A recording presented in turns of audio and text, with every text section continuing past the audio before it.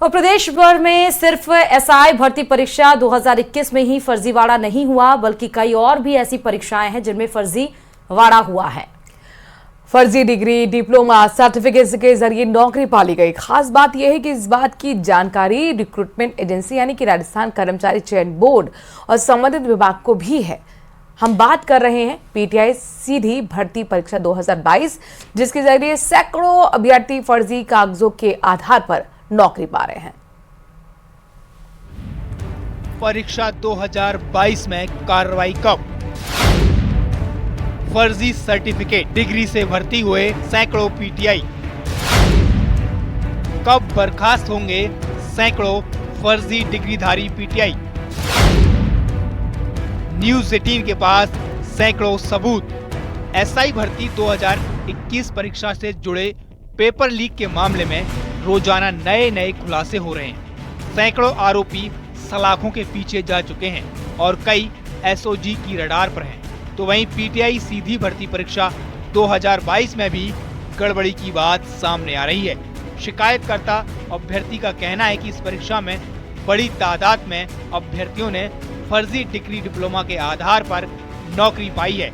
इसके अलावा कईयों ने अपनी जगह डमी कैंडिडेट बिठाकर परीक्षा पास की, लेकिन अब तक कोई कदम नहीं उठाया गया है।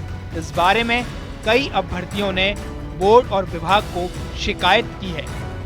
इस भर्ती में बहुत से सारे फर्जी कैंडिडेट अभ्यर्थियों ने अपना ज्वाइन कर लिया है। इसकी शिकायत मैंने कर्मचारी चयन बोर्ड को करी थी, शिक्षा निदेशालय को करी थी और संबंधित डीओ को भी करी थी। उसकी कार्रवाई नहीं होने के बाद में मैंने एसओजी में अपनी एफआईआर दर्ज करवाई थी। सर, इस तरीके से ये फर्जीवाड़ा हुआ है। पीटीआई परीक्षा में धांधली के सबूत न्यूज 18 के पास मौजूद है। ये डॉक्यूमेंट भर्ती में फर्जीवाड़े की गवाही दे रहे हैं। यही नहीं, इस बात को राजस्थान कर्मचारी चयन बोर्ड के मौजूद अध्यक्ष मेजर जनरल आलोक राज भी मानते हैं कि भर्ती में गड़बड़ी हुई है। मामले में वे कई एफआईआर भी दर्ज करवा चुके हैं। जो ये परीक्षा हुई थी पीटीआई वाली भर्ती, इसके अंदर मुख्यतः दो जो इश्यूज थे। पहला वाला था कि डमी कैंडिडेट्स का बैठना।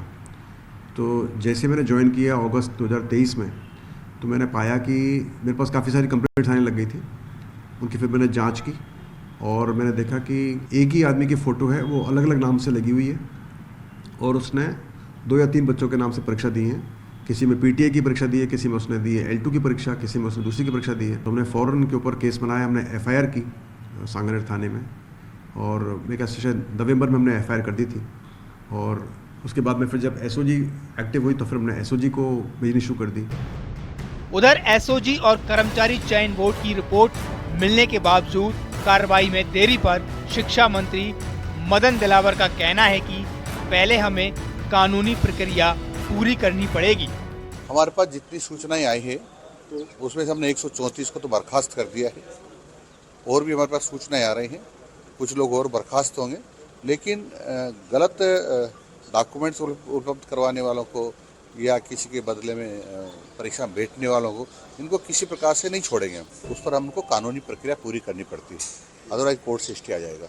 इसलिए हम कानूनी प्रक्रिया पूरी करके फिर कार्रवाई करेंगे। अब देखना ये होगा सबूतों और शिकायतों के बाद आखिर सरकार कब फर्जी डिग्रीधारी पीटीआई कर्मचारियों पर गाज गिराएगी।